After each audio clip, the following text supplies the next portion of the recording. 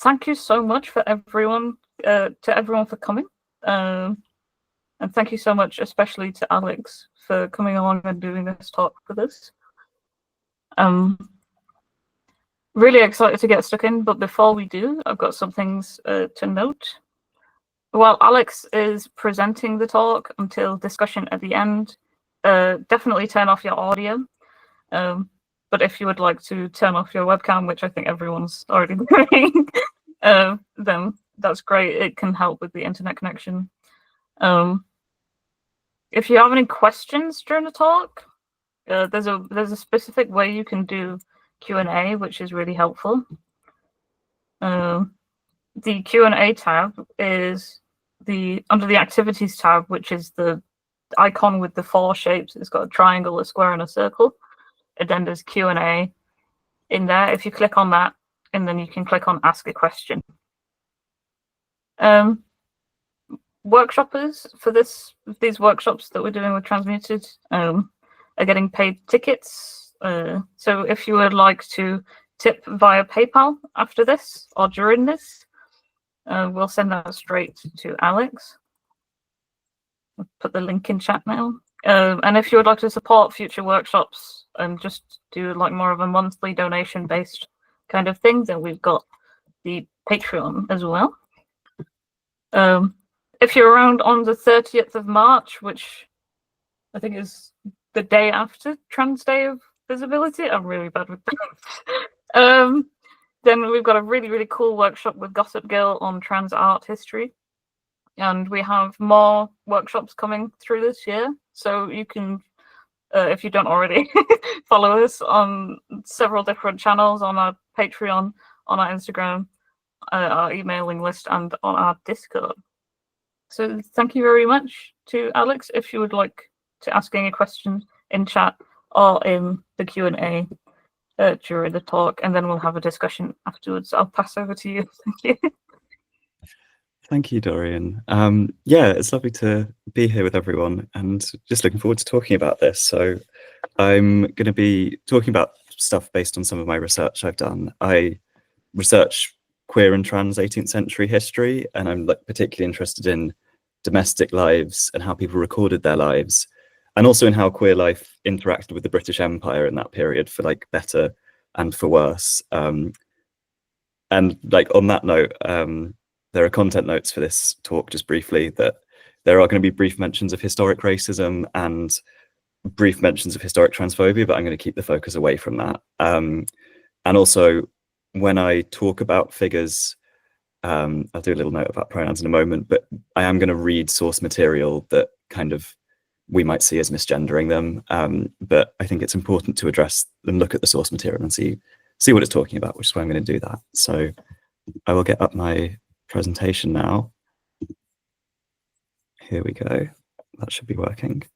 Fantastic. Thumbs up. That's very good. I'm glad that we managed to make that work. Okay, just let me get up keynotes and okay, I'll get underway.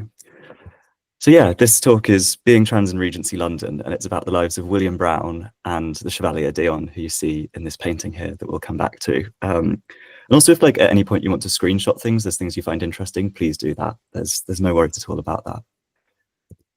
So in terms of what I mean by being trans, I'm using Susan Straker's really helpful definition that she gives at the start of transgender history, using it as a category when we're thinking about history to talk about people who move away from the gender they were assigned at birth, people who cross over the boundaries constructed by their culture to define and contain that gender. I really like this definition because I think it's quite flexible and allows us to look at people without necessarily being prescriptive about their identity. And in terms of the pronouns I'm going to use for people, I think you can get too caught up on this, and it's more important to just tell their story. In this talk, I'm going to refer to them with the pronouns that I think they work towards using in their lives, but I'm not being prescriptive about their genders. The Chevalier Dion in particular had a very oscillating gender that's not very easily categorizable. You could easily use they, you could easily use neopronouns. I'm not saying that's invalid in any way.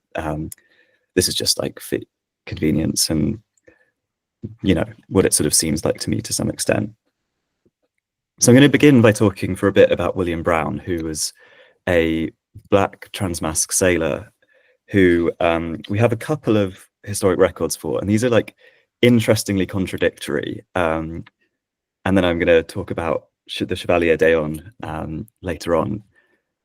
So we'll go back to Regency London. This is a copy of the Times for the 2nd of September 1815. It's absolutely huge. Newspapers were so big then. I went to see this in the basement of the London Library, and it is just such like unwieldy thing to use. But in red, I've got highlighted a column that's just called Ship News, which was all of the news about ships that was going on. This time, 2nd of September 1815, is just after the end of the Napoleonic Wars. Britain had just defeated Napoleon, along with their allies, Prussia and the Netherlands and several other German states. And the British Navy was kind of on its way to becoming like sort of the military power that controlled much of the world. At this point, the British East India Company controlled most of India, and Britain had established colonies in Australia, West Africa, South Africa, Canada, the Caribbean and Malta, all of which were defended and maintained by the like military power of the British Navy. So ships and the naval news was very big in the consciousness of like the British establishment and the sort of awful elites of the British Empire. And this column is really boring by and large. It's just like, this ship docked in Portsmouth, this ship docked in Southampton, this ship is going to Jamaica. But halfway through, we find this. So I'm going to read this out aloud. Amongst the crew of the Queen Charlotte, 110 guns, recently paid off, it is now discovered, was a female African who has served as a seaman in the Royal Navy for upwards of 11 years, several of which she has been rated able on the books of the above ship by the name of William Brown, and has served for some time as the captain of the foretop, highly to the satisfaction of the officers. She is a smart, well-formed figure, about 5 feet 4 inches in height, possessed of considerable strength and great activity. Her features are rather handsome, then I've censored something that is just racist and I don't want to read, unfortunately. And she appears to be 26 years of age. Her share of prize money is said to be considerable, respecting which she has been several times within the last few days at Somerset Place, that was the headquarters of the Admiralty of the Navy Command. In her manner, she exhibits all the traits of a British tar, so a sailor, and takes her grog with her late messmates with the greatest gaiety. So she drinks very happily with her former fellow soldiers. She says she is a married woman and went to sea in consequence of a quarrel with her husband, who, it is said, has entered a caveat against her receiving her prize money. She declares her intention of again entering the service as a volunteer. So this is an extraordinary document. As far as I know, William Brown is the first person who we might consider part of transmasc history, first Black person who we might consider part of like a British transmasc history that we have a documented record for. And this is in the Times, which is the paper of record. So it's a pretty reputable source as things go. For reference, this is what the ship he served on looked like. It's a gigantic, evil British Navy ship. And this is kind of leads to such an ambivalent feeling. And that's what I'm going to talk about in this talk. How do we sort of reconcile the like brilliance of finding a Black transmasc person in the archives with the fact that he served on this ship as part of the Navy that was busy colonizing half of the world?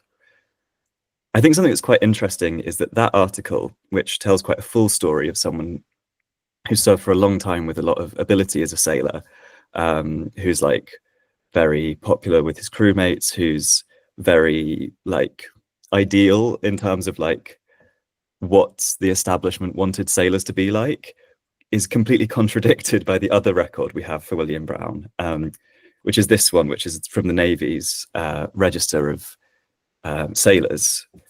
So this shows that, it's highlighted in red there, that on board that ship, on board the Queen Charlotte, there was someone in June 1815 who was expelled, and you see it in the bottom right there, for what they call being a female. So this does chime with what we know from the Times record. But the Times article says that Brown was an able seaman, so he's a very experienced sailor, whereas this rates him as an LM. You can see that under the qualities column, which stands for landsman, which is the most junior position. So there's clearly something up here. There's a big contradiction going on. This record of someone who was born in Grenada in the Caribbean and is age 27 seems to contradict with the record of someone who's been serving for 11 years as a very able sailor. Historians disagree about whether we can reconcile those two archival accounts. Some, like Suzanne Stark, say that the Times article could be accurate, but he served on a different ship and then re-enlisted on the Queen Charlotte and was demoted by a first lieutenant who didn't like him. That does seem plausible, but others like Rachel Bozer claim that the more likely thing is that the Times report must be slightly fictionalized, and that actually he sort of maybe only served for about a month and could even have joined the ship in the Caribbean. He could even have been impressed by, which is when press ganging happened, where people were like forced into the Navy, basically kidnapped by the British Navy to serve under them. In any case, what we have in these documents is one of the earliest documentary proofs of Black transmasc life in the UK. And to talk about them a little bit more, because this is all we have, I want to sort of illuminate a bit of the context and explain where I think that Times article came from. So one of the most popular narratives in the 18th century was a narrative, and this is a regrettable name, but I'm going to use it because it was what it was called. It's called the female husband narrative.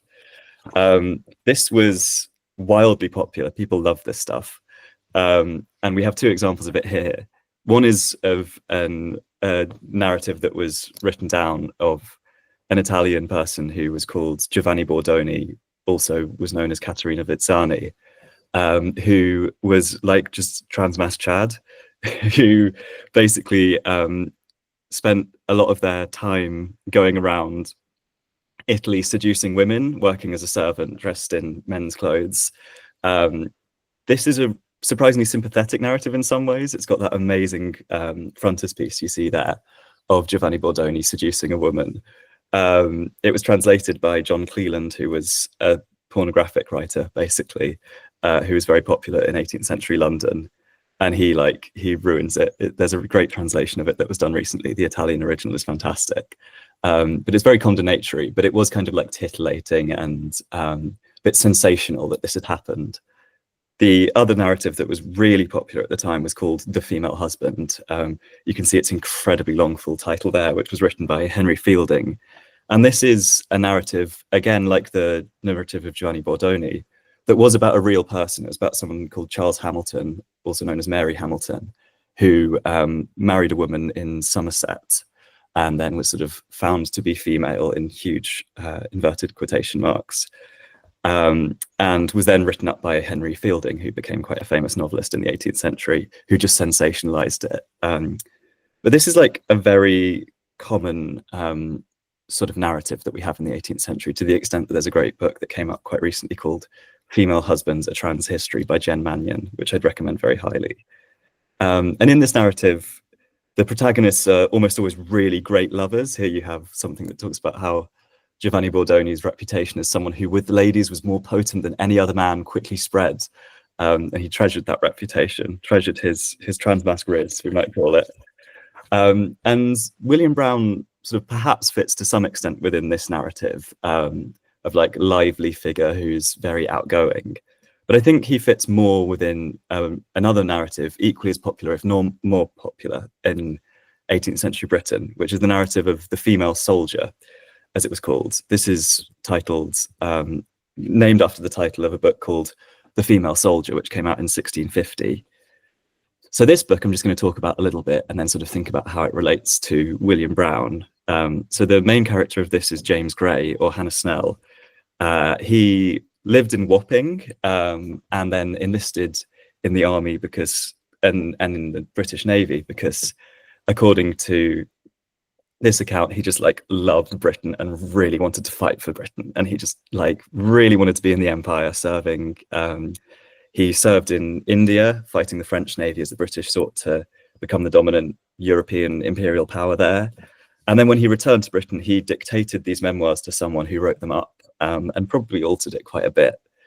But he's a very interesting figure. He actually, despite sort of outing himself so publicly, became like quite renowned. He started a pub in Wapping where he had like a picture of himself on the sign at the front. And he was awarded a pension of £30 a year for life after directly petitioning the king, and then eventually buried at the Royal Hospital, Chelsea, which was the largest veterans' home in London. So you sort of start to see maybe the reason that we have so many of these narratives and they were so popular is because it almost like it excuses being like a transmasc or like queer figure if you can say, oh, it's okay, I just love Britain and I really wanted to serve in the Navy. There are some great elements to these narratives. They are quite extraordinary in some ways. We have a bit here where James Gray is on shore leave in Portsmouth and he meets a woman called Catherine in a bar. He stays with her a few days and becomes her lover. And she fell a victim to the young god of love, that is James Gray. Again, we see like the resonance of the female husband narrative here. They're quite closely linked. And in some ways, this book, The Female Soldier, is an extraordinary story. It's like an amazing artifact in queer and trans and butch lesbian and transmasc histories. But this is an incident that, like, you know, is extraordinary and was there and was quite a popular book that was reprinted twice. But it's happening on shore leave from journeys to fight the French fleet in India and in Europe. And it's difficult to reconcile, I think. And we'll talk about like how that is, and maybe we can discuss it at the end. The Female Soldier was like wildly popular across the 18th century. Like I said, here are just a few of the people who sort of were within that narrative pattern. Some of whom, like we might see, is quite heroic, like Sanité Belair, who fought in the Haitian Revolution, which was like the most successful rebellion of enslaved people that there ever was. And also people like Brefu and Nani, who fought in other slave rebellions and led them. There are also people like Frans Gunning-Sloot, who was a Dutch person who served on both sides of the Napoleonic Wars. Initially started fighting for revolutionary France, and then like was maybe about to be found out and left the French army and went to fight for Prussia in the Netherlands against France, which I think is interesting because maybe it indicates that this wasn't just happening for patriotism, but it was a way to get away and to live as a man, perhaps, for some people. So it's such a popular trope across the 18th century that you have this quote from the 19th century talking about the previous 100 years, where it says that every newspaper had its paragraph announcing the discovery of a female sailor. The result was a thorough conviction in the public mind that all sailors were female sailors, that there were no other sailors than female sailors in disguise. And now the curiosity would be the discovery of a male sailor, if such a phenomenon could be well authenticated. I think that quote gives you like a really good idea of just how popular these narratives were, and they were spread in newspaper articles, also in ballads, and in publications like The Female Soldier. And what I think is going on here, this is such a popular narrative in 1815, and people are like, in the British establishment has just won the Napoleonic Wars. It's asserted itself as the hegemonic power in world politics, and it's about to go and colonize everywhere. So it's a time when like the Times and other sources we have from the British establishment are very proud of the military and are really like, anyone who's in the military, they pretty much love. This might have some parallels today, perhaps, when we think about like people who are like talking about trans service in the military and whether that's something we should be fighting for or if we should have other priorities. But if you look at William Brown, the account of William Brown in the Times, which I've got here, it says that he served very well. He was really strong. He was very active. He was handsome, and he was very like a British sailor. It says he was a British sailor. He was fitting this like ideal image of what a British sailor should be, and drinks a lot.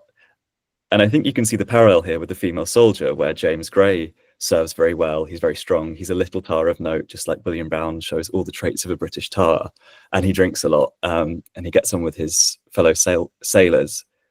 So what I think has happened, this Brown article became very popular. It was reprinted in the Annual Register, which was like a publication of all the interesting things that happened in the previous year, is that Brown's story, which we have that document of, perhaps he only served for a month, has been altered to fit this more popular narrative.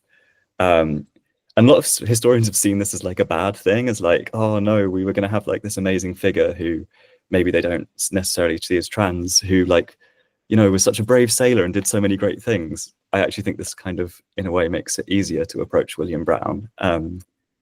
And yeah, I think his narrative was basically rewritten to fit this quite popular story. So that sort of begs the question of what we do with this history and like what we can actually find of William Brown.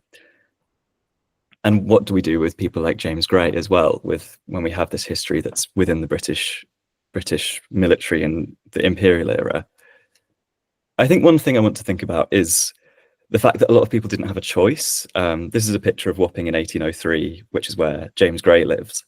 And it was described in that time as a poor waterfront district inhabited chiefly by dockhands, casual labourers, sailors of all nationalities, and petty criminals. A third of the men in the East End of London were sailors in this time. And a lot of people had very little choice but to serve in the military. It wasn't necessarily something that people did because they really wanted to do it. A lot of people were forced into it, and a lot of people sort of ended up there because it was their only option. And as the female soldier, female sailor ballads were so popular with the working class, it's possible that people sort of saw this as their only way to live in a way that they found authentic. That doesn't mean that it excuses this sort of thing that we have here where James Gray is very praised as like a very brave man who everyone should like because he served at the siege of Pondicherry, which was an Indian fort where the British were trying to fight the French to take control of it. But it does sort of say that, you know, this is a profession, a sort of part of the world where there was a repeated and accepted excuse for people who were assigned female as birth living as men. And it's one where people who were found living as men were respected rather than tried. And James Gray was given a pension, not tried and put in prison. And he had his name recorded in this huge military archive, and his story is told in newspapers. And I think what that means is that this is just the tip of the iceberg. I found it quite depressing in a way when I was studying this, finding so many accounts of trans history and finding like James Gray here serving at this like fight against the French in the horrible conquest of India. It's something that Jen Mannion talks about very interestingly in their book Female Husbands, about how James Gray's story is one of white British masculinity and mobility moving with risk, yet still freely within spaces defined by colonialism, violence, exploitation, and racism. How does this all apply to William Brown? It's obviously a different story. His isn't a story of white British masculinity. He was Black and from Grenada. William Brown is hardly there in the archive. We see him through snippets. His involvement with the British Navy is upsetting, but he's a hugely important figure in trans history. And I think one of the ways that we might think about approaching him, at least the way I do, comes from the brilliant historian of Black history, particularly of the 18th century, Saidiya Hartman. She talks here in this quote I got up about an enslaved person. It's in her amazing article, Venus in Two Acts, and talks about how we stumble across these figures in exorbitant circumstances that yield no picture of the everyday life, no pathway to their thoughts, no glimpse of the vulnerability of their face or of what looking at such a face might demand. So it's quite strange to give a talk on history and say we don't know much about this person. But I think what we can do is do what Saidiya Hartman does when she says the exorbitant must be rendered exemplary or typical in order that these lives provide a window onto lives in general.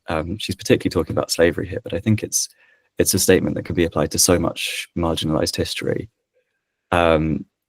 And what Saidiya Hartman does is something that she calls critical fabulation. She writes these extraordinary books, which I would recommend so highly, where she takes elements of archival history and also writes elements of her own narratives, extrapolated from them. This answers this question of what do we do when our ancestry has been filtered by the archives of an imperial military or of like crime and punishment? There's a great example of this, the book Confessions of the Fox, which I would recommend so highly, which is a novel by a trans academic called Geordie Rosenberg, based in a lot of research that imagines the popular thief and jailbreaker Jack Shepherd as a trans man and kind of asks what a transmasc narrative that aims to escape the imperial system rather than conforming to it might look like. It aims to sort of think about that until there are no more masters and the entire edifice that began with the police and the Royal Navy is ground into dust. This book is incredible. But there are also many other examples outside the military. Jen Mannion's brilliant book, Female Husbands, which I've mentioned, cites some of those people like Giovanni Bordoni and Charles Hamilton that I'd really recommend.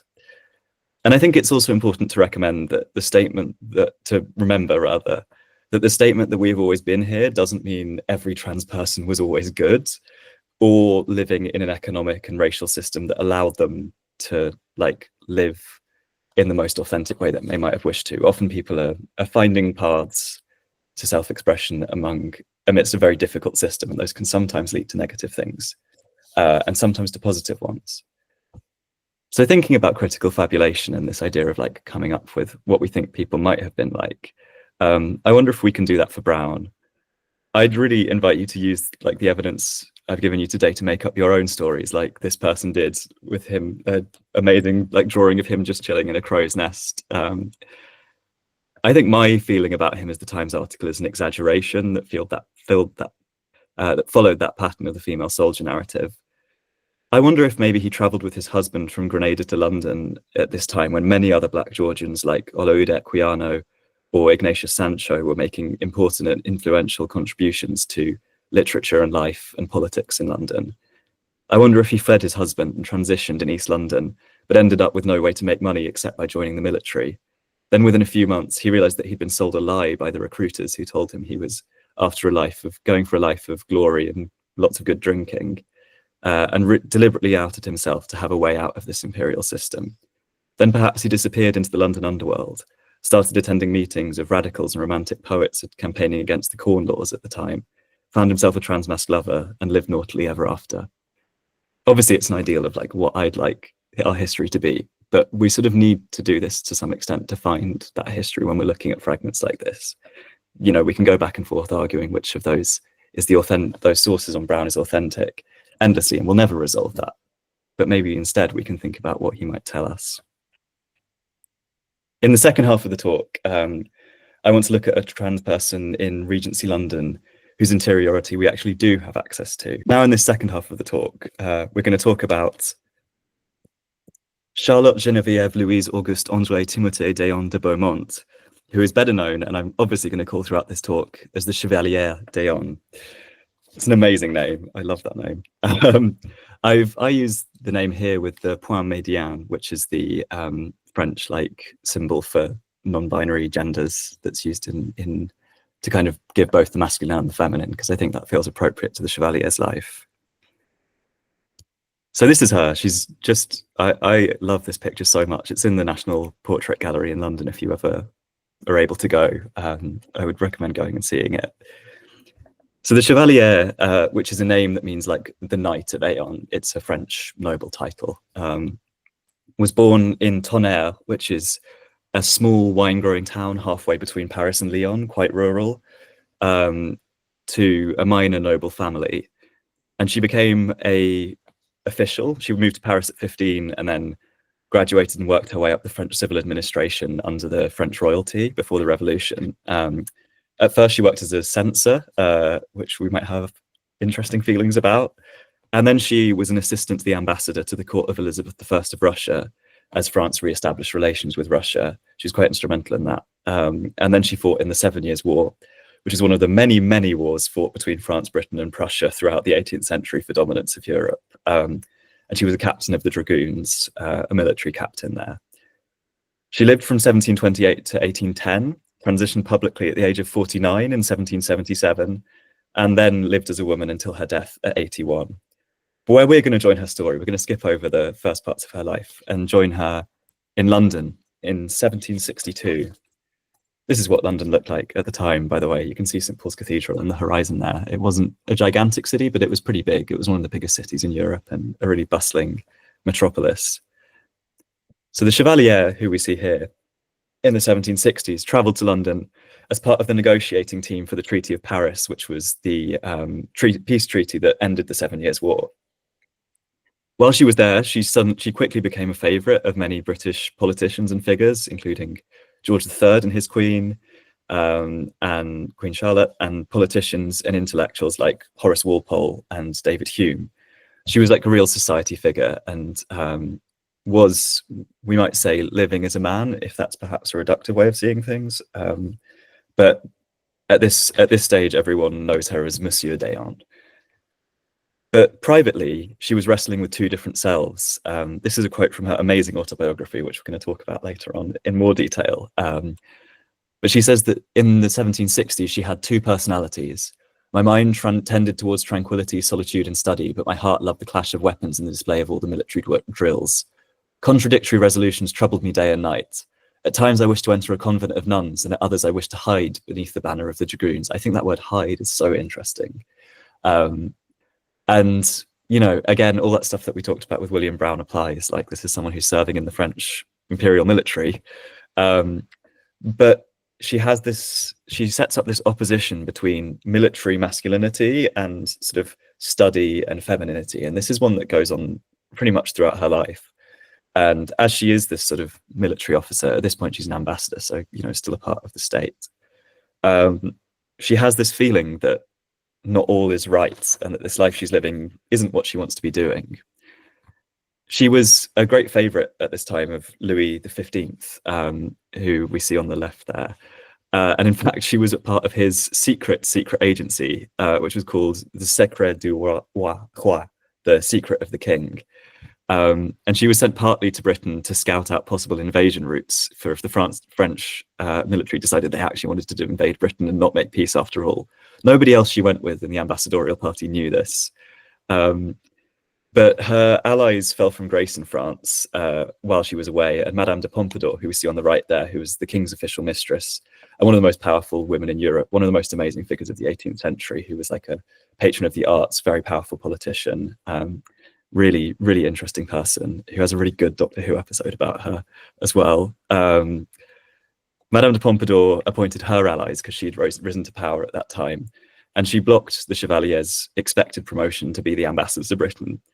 But the Chevalier couldn't be fired by the king because she was secretly his spy, and she knew all of the invasion routes. And she basically, when she was recalled to Paris in October 1763, she refused to go back and told the king that if he made her go back, she would leak all of his private documents to the British king and out the fact that France secretly wanted to invade Britain.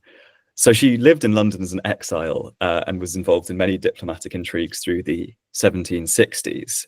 But in this time privately, I think part of the reason she wanted to stay in London and have the freedom that she had in London was that she was collecting an extensive library about accomplished women and feminist advocacy. We also know that in 1774, or perhaps even earlier, according to the fashion historian Kimberly Chrisman Campbell, she started buying herself female corsets and dresses and wearing those in her private life. And in 1770, she used her skills as a spy to start circulating a rumor that she was secretly a woman who had disguised herself as a man to serve in the French military. And these became very, very common rumors. And it was sort of the talk of London at the time. She started signing private letters as Mademoiselle d'Eon, but publicly she denied this and said that she would duel anyone who spread the rumor. And this rumor really played into that female soldier narrative we were talking about earlier. The narrative she was creating was that she was assigned female at birth and just really wanted to be a soldier, so she joined the military and hid her gender. And I think what she was doing here was setting up the possibility of transition in future. She was really successful in selling this narrative. This is the society writer Horace Walpole in London, writing about how he saw her as like a second Joan of Arc, and also compares her to Marfisa, who was a character in the Orlando Furioso, a medieval Italian poem, who was assigned female at birth and was a female knight. So everyone's sort of talking about the Chevalier in London at this time and wondering what's going on. And this is really well represented by a little exhibition that's on at the National Portrait Gallery at the moment. It's a little exhibit they've got that I would recommend going to, of loads of different pictures of her through the 18th century. There's lots of great stuff here. There's also this one image that I do find quite grim, but interesting, that's called The Trial of Monsieur d'Eon, it says, by a jury of matrons, where you have a bunch of middle-aged women looking at her and trying to assess her gender. This perhaps has resonances today in quite a nasty way. But what happened, you see from this is from a gossip magazine, that people weren't particularly kind always, and there was a lot of discussion of her life going on.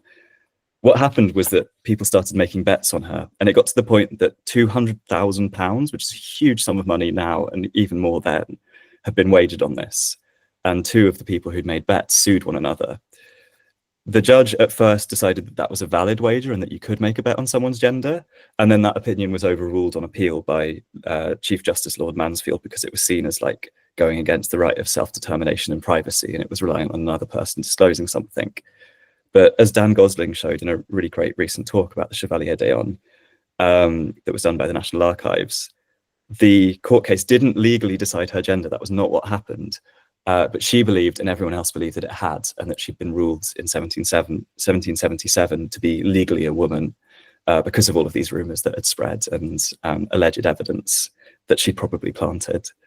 And I think maybe there's a quick lesson we can draw here, that it's very important to pay attention to what's actually happening, not what people tell you is happening around legal things and around news going on. I'm sure we all know like that is something we really need to do, to actually pay attention to what is really happening and not give into narratives that other people have. But at this time, you know, it seems that the Chevalier has actually been quite successful in spreading this rumor, and the Louis XV, the French king, has died and been replaced by Louis XVI, who was the last French king before the Revolution.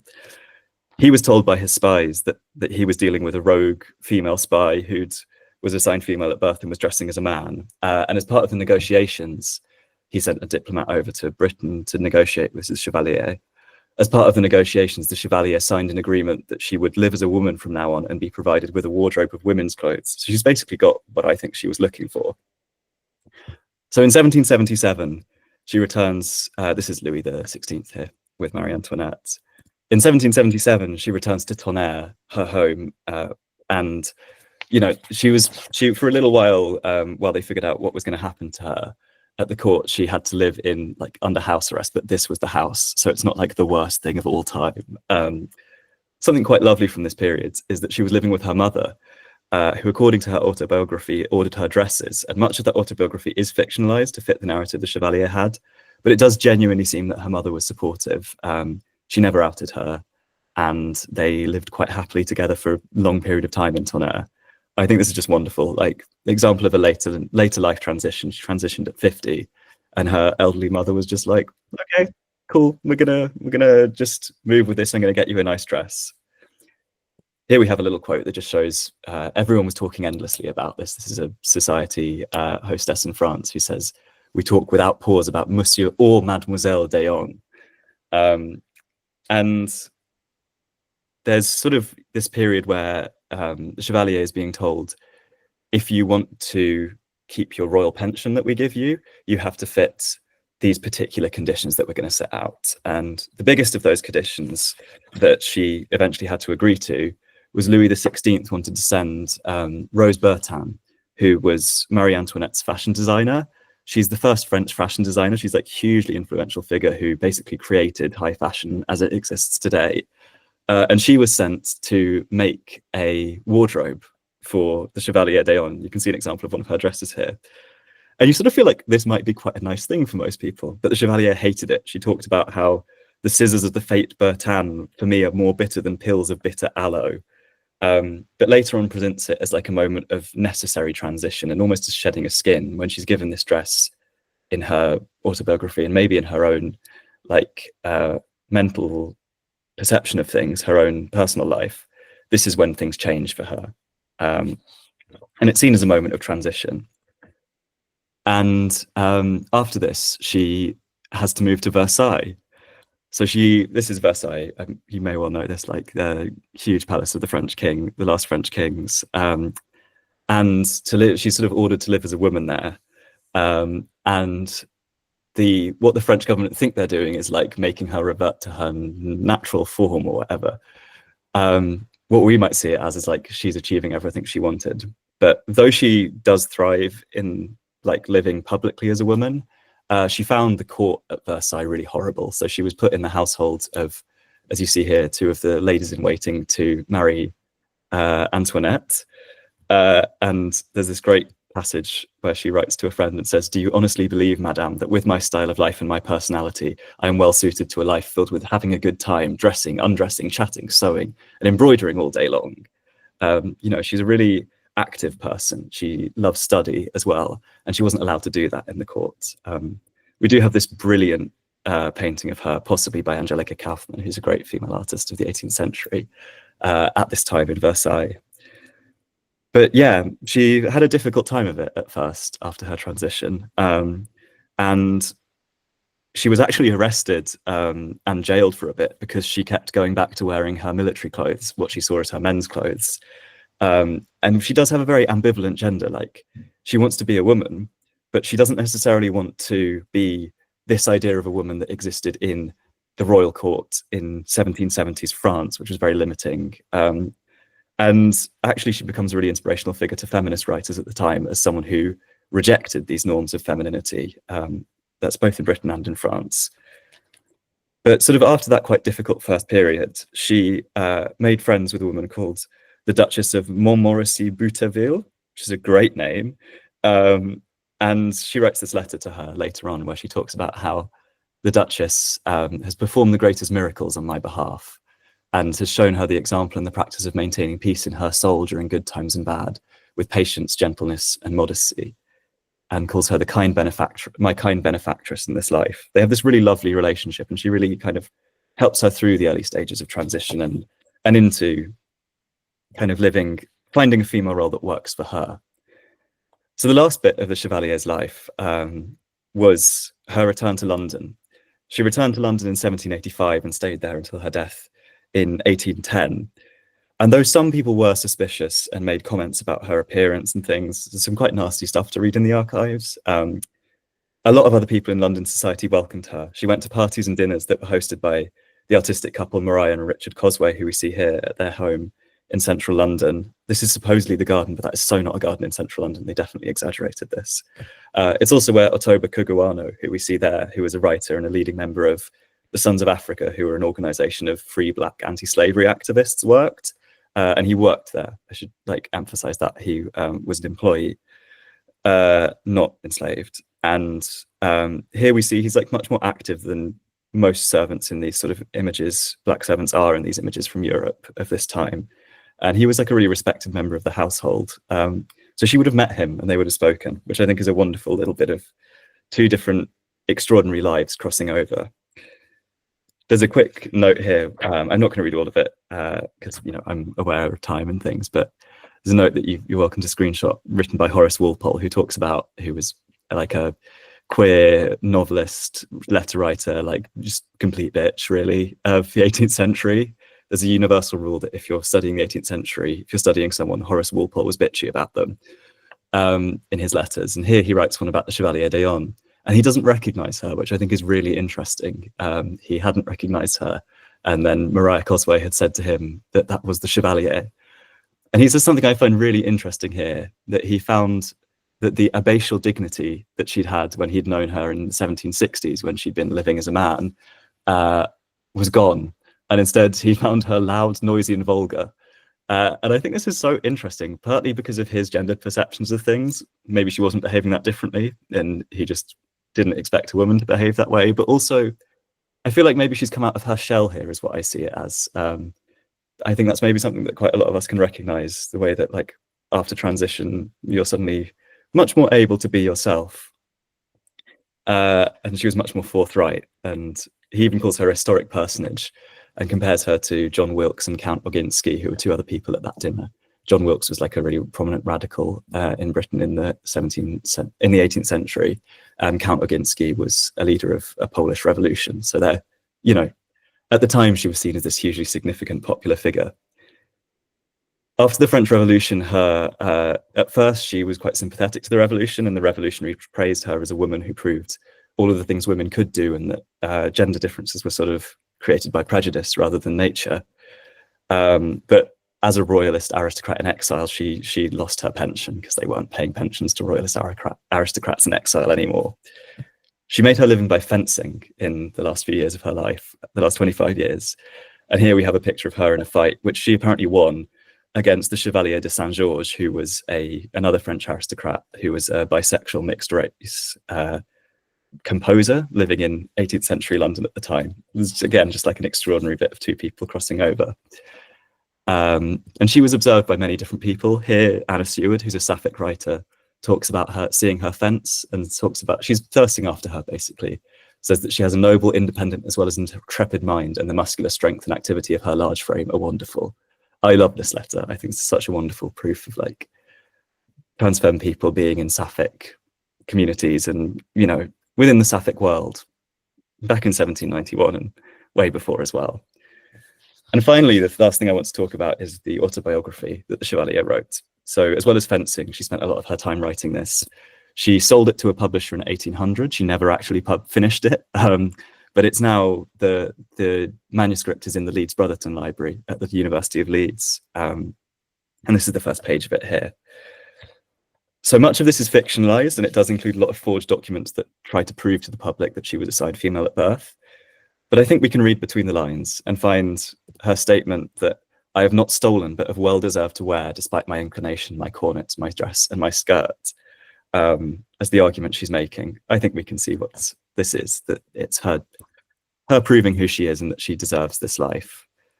She also talks here about how, like, since transitioning, her soul is filled every day with the virtues of faith, hope, and charity, which I think is beautiful. I'll just sort of go quickly over the last little bit of this here. But she, interestingly, was very Catholic, very religious.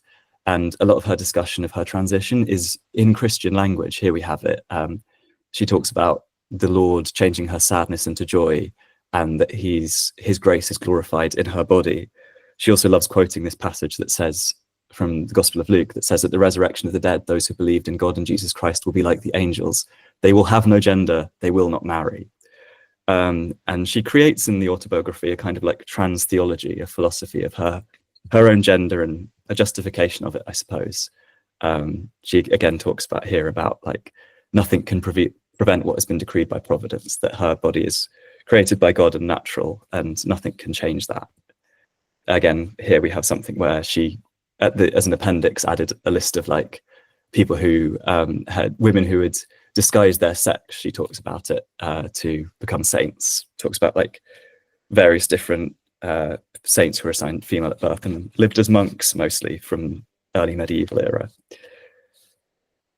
So yeah, it's quite a common thing in this era with autobiographies to follow Jean-Jacques Rousseau, who was a big hero, the Enlightenment philosopher, big hero of the Chevaliers, and say that you're yourself, you're original, and prove who your original self is. But the final thing I want to talk about is how the Chevalier's self is quite a dual self. We have this passage here where I've highlighted what sort of adjectives are feminine, because that's, you know, French is a gender language, and what are masculine. This is the first, in some of the first lines of the autobiography. And she talks about how she was born feminine with a call, which means vagina, feminine. And then she was transformed into an officer, masculine, and later became masculine, a girl. She has this opposition between like the bad boy and the good girl. She has a very ambivalent gender throughout her life, as we saw with her rejecting the dresses and wanting to wear her military uniform. And public depictions of her showed this. Eventually, she said she decided she wanted to be the good girl rather than the bad boy, the scholar and writer rather than the soldier. And this is one depiction of her that shows those two different selves. I have that right-hand one above my bed. I love that picture. And yeah, this was her in later life. And she basically lived a quite happy, reclusive life. A lot of people see it as sad, but a lot of historians write about it as like, oh no, she was alone and reclusive and didn't have much money. But actually, she really, if you read her autobiography, she loved that life. She loved study. She lived with two different women. We don't know what their relationships were necessarily. But she had, you know, she had friends around her. And she talks in quite a beautiful passage about how books keep our minds busy and alter our thinking in 100 different ways. They pour on the wounds of the soul a soothing balm, which eases the pain and soon begins to heal them. And like her hero Rousseau, she spent the last years of her life kind of reflecting on herself and thinking about how her life proved philosophical ideas. She's had a huge legacy. She was the first society for trans people in Britain, which was founded in 1966, is called the Beaumont Society after her. Very quickly, she was in like Havelock Ellis, who was a sexologist, was one of the first people to define what we might today understand as transness, and he called it aeonism after her.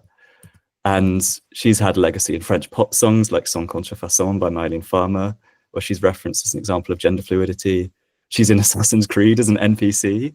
There's an anime about her, which isn't very good, unfortunately. And she's just been recently in the show Franklin, which is about Benjamin Franklin. Here she is going to the opera with her emotional support twink.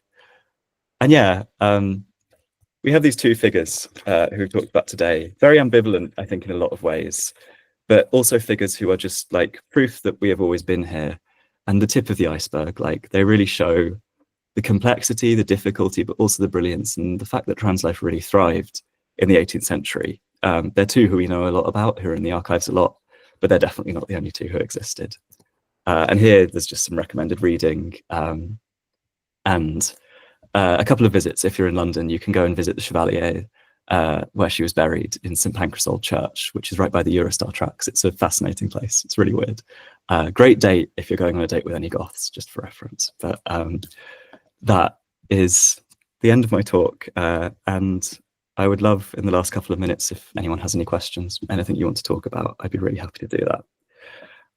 So I will leave that up just if you want to screenshot. And you've got my email there, screenshot that if you want to email or ask about anything as well. So thank you all very much. Really enjoyed this.